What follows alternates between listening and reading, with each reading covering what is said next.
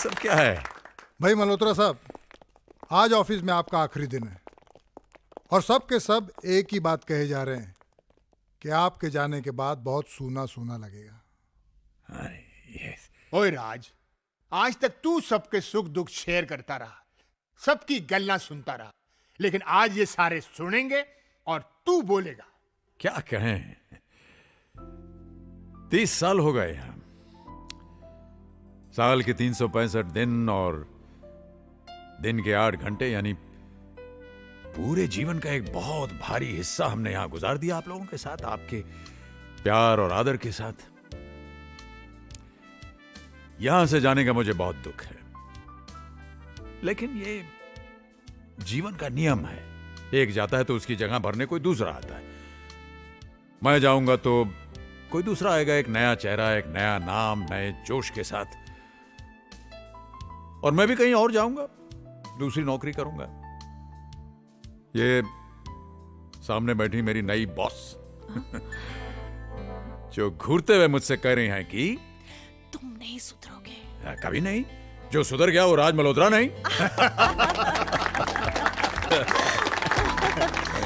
भाई मल्होत्रा साहब, आपका रिटायरमेंट हम सबको बहुत खल रहा है। आप ऐसा क्यों नहीं करते? 2 साल का एक्सटेंशन लेके हमारे साथ बने रहिए। बिल्कुल। देखिए रावत साहब, काम की आपाधापी में जिंदगी को जल्दबाजी में खाए हुए निवाले की तरह हम निगलते चले गए। अब बाकी की जो जिंदगी है उसे हम जरा स्वाद ले ले करके जीना चाहते हैं, अपनी पत्नी के साथ, अपने बच्चों के साथ। As you wish. अगर आपको कभी जरूरत पड़े तो इतना याद रखिएगा कि हमारे दिल और इस ऑफिस के दरवाजे आपके लिए हमेशा खुले रहेंगे। Thank you, thank you. Puja, Puja, जी पूजा। जी आई। क्या हुआ जी? आप पूछ रहे हैं क्या हुआ जी? हमारा टाई तो बांधो यार। टाई बांध कर जाएंगे कहाँ? मिस्टर मल्होत्रा जी, आप शायद भूल गए हैं कि मैं रिटायर हो चुका हूँ। अरे भाई, रिटायर हो चुका हूँ तो क्या बात है? टाई तो रोजाना बंधा करेगी, और वो भी इधर आइए, इधर आइए, हमेशा की तरह। वैसे आप ठीक ही कह रही हैं। हम जाएं तो कहाँ जाएं और क्या करें? सुबह से 4 दफे अखबार पढ़ लिया है, टीवी देख लिया, नाश्ता कर लिया, लेकिन फिर भी खाली के खाली। सोच रहे हैं कि कल सुबह रावत साहब के पास जाकर कहें कि भाई हम नौकरी ज्वाइन कर रहे हैं। अब आप अपनी बात से मुकर रहे हैं। क्यों? आप ही ने तो रावत साहब से कहा था कि अब आप बच्चों के साथ रहेंगे। कहा था कि नहीं? कहा तो था।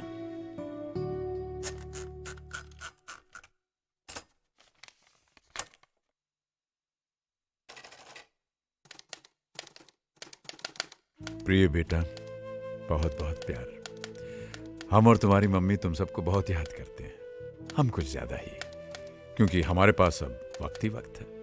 हम रिटायर हो चुके हैं बेटा, और अब हम अपनी आगे की जिंदगी के बारे में कुछ फैसले लेना चाहते हैं। हम चाहते हैं कि तुम लोग इसमें हमारी मदद करो। अगले हफ्ते होली है, अगर तुम लोग आ जाओगे तो हमारी होली भी रंगीन हो जाएगी और कुछ बातें भी हो जाएंगी। बहुत बहुत प्यार, पापा।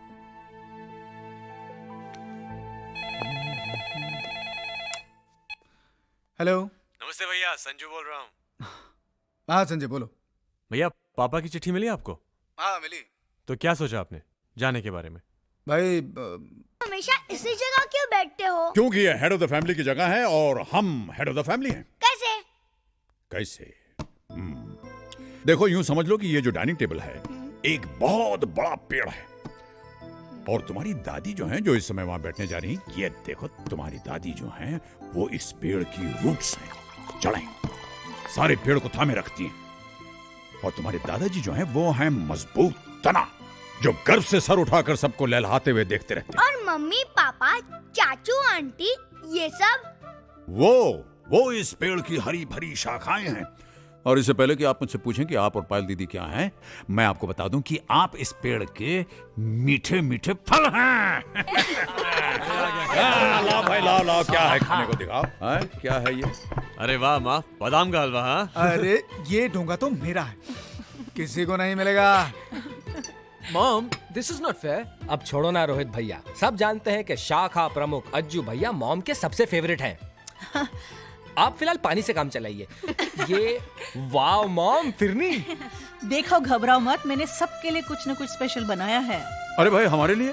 हमसे बच जाए वो आपका। अच्छा।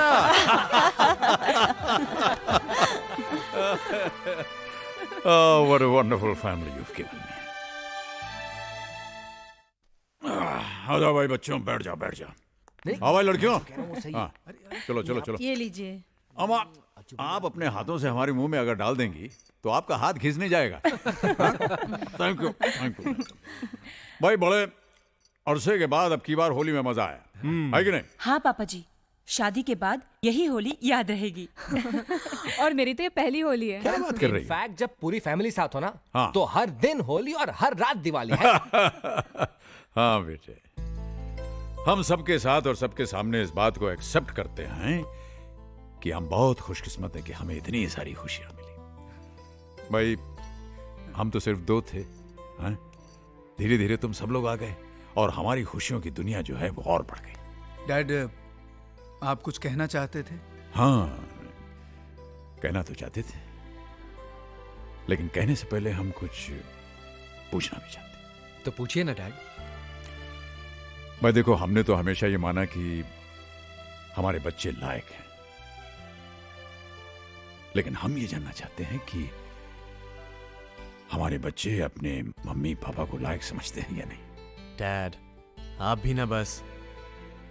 डैड, शायद इस दुनिया में कोई ऐसा हो जिसके माँ बाप आप दोनों से अच्छे हों। डैड, हम बेहद लकी हैं डैड, जो हमें आप जैसे लविंग और केयरिंग पेरेंट्स मिले।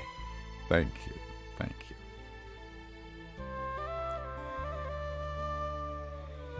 अब हम अपनी बात कर सकते हैं। बात मुख्तसर सी है। देखो,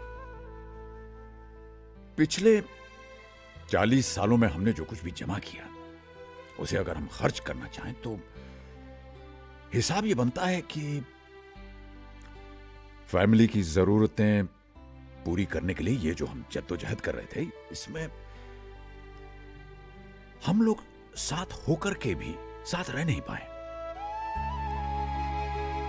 हमें तो पता ही नहीं चला कब तुम लोग बड़े हो गए और अपनी अपनी दुनिया में खो गए। और ये जो साथ रहने की खुशी थी, ये हमारे लिए छोटे छोटे पलों में बंद कर रह गई। और इन छोटे छोटे पलों का हम तो बस इंतजार ही करते रहते थे कि कब हम लोग साथ मिलेंगे, साथ होंगे। लेकिन अब हम रिटायर हो गए और हमें फुर्सत मिल गई है। तो अब हम ये चाहते हैं कि इन 40 सालों का जो घाटा है ये पूरा किया जाए।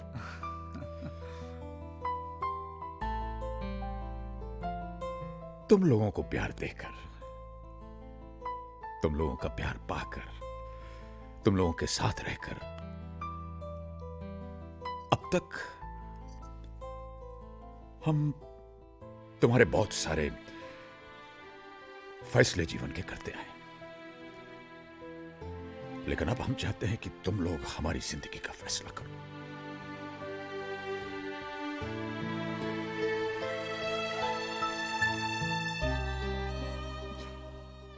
बेटा, तुम्हारे मम्मी पापा हम तुम लोगों से अलग नहीं रहना चाहते।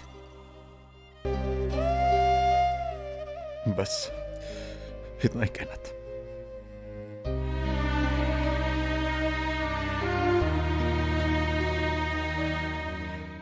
आपस में बात करना चाहते।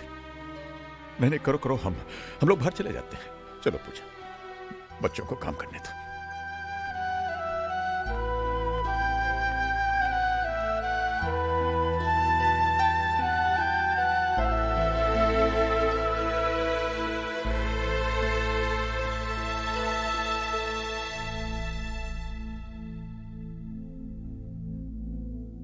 क्या?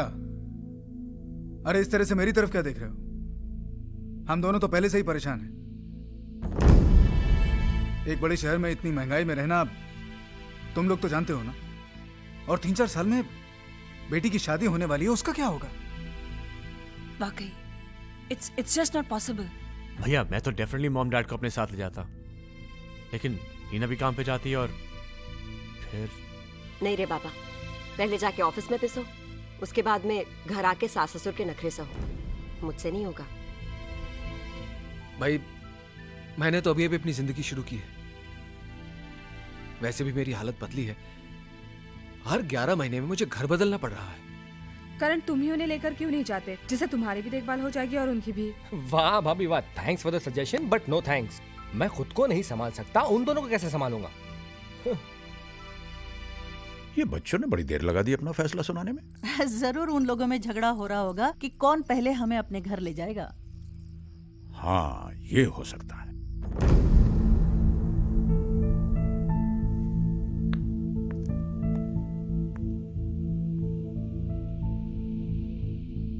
कुछ सोचा है? क्या करना है? करना क्या है किरण, मॉम और डैड को अपने साथ लेकर जाना होगा। यहां पर उनका कौन है? देखो अजय, बरसों से हम लोग अपनी लाइफस्टाइल जीते आ रहे हैं। अब अचानक नई शुरुआत करना कोई मजाक है? एक मिनट, क्या ऐसे नहीं हो सकता कि मम्मी डैडी यहीं रहें और जिससे जो हेल्प हो सके वो कर दे? ये क्या कह रही हो भाभी? डैड और help, he will never accept. एक आइडिया है। ऐसा करते हैं कि भैया आप मम्मी को अपने साथ ले जाएं और मैं पापा को ले जाऊंगा। फिर 6 महीने बाद पापा रोहित के यहाँ चले जाएंगे और मम्मी करण के यहाँ। इस तरह वो हम सबके साथ रह भी पाएंगे और किसी पे ज्यादा बर्डन भी नहीं पड़ेगा। क्यों, कैसा लगा आइडिया? एकदम फ्लॉप आइडिया है भैया। आप लोग अच्छी तरह से जानते हैं कि मॉम और डैड एक दूसरे से अलग होने के लिए बिल्कुल राजी नहीं होंगे। यही तो मेरे हस्बैंड के आइडिया का मेन पंच है। ना ही मम्मी पापा एक दूसरे से अलग रहने को राजी होंगे, ना हमारे साथ आके रहेंगे। बात वहीं की वहीं खत्म। एग्जैक्टली। Very good. वो अपने घर पे खुश और हम अपने। लो आ गए। सॉरी डैड, आप लोगों को इतना इंतजार करना पड़ा। एक्चुअली डैड, हम लोग ये डिसाइड ही नहीं कर पा रहे थे कि पहले कौन आप लोगों को अपने साथ ले जाएगा। हाँ, वो करण तो कहने लगा कि अगर मम्मी पापा बारी बारी हर एक के साथ रहेंगे तो इसका नंबर तो 2 साल के बाद आएगा।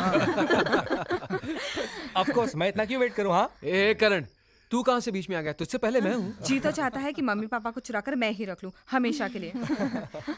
तो सबकी फीलिंग्स को ध्यान में रखते हुए हमने ये तय किया है कि पापा मेरे साथ रहेंगे, मम्मी किरण के साथ रहेंगी।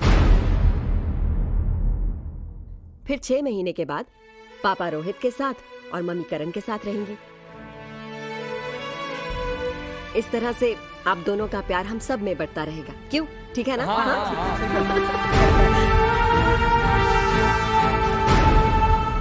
नहीं, ये नामुमकिन है। बच्चे हमारा प्यार नहीं, हमें बांटना चाह रहे हैं। मेरी बात तो सुनिए। नहीं, हम आपकी बात नहीं सुनेंगे। हम तुम्हें नहीं छोड़ सकते, बस बोल दिया हमने। देखिए, आप अपने बच्चों, अपने ही अंश को समझने में भूल कर रहे हैं। इसी बात का तो दुख है पूजा, कि हमारी आत्मा हमारे शरीर का अंश होने के बावजूद ये इतना नहीं समझ पा रहे हैं कि उनके माँ बाप 2 नहीं 1 हैं। अरे जिन्हें भगवान ने एक किया है, उन्हीं को ये अलग करने की सोच रहे हैं। ऐसा नहीं है जी। हमें आपकी कोई बात नहीं सुननी है। जाओ जाकर अपने बच्चों से कह दो कि हम जहां हैं, जिस हाल में हैं, खुश हैं। न कल हमें उनके सहारे की जरूरत पड़ी थी और ना आज पड़ेगी। कैसी बातें कर रहे हैं आप? उनकी गलती ही क्या है? बरसों तक हमारे प्यार के लिए तरसते रहे। अब वही पाने के लिए उन्होंने कोई रास्ता ढूंढा है, तो आप इतने नाराज क्यों हो रहे हैं? देखिए, आप अपने बच्चों की नीयत पर शक मत कीजिए।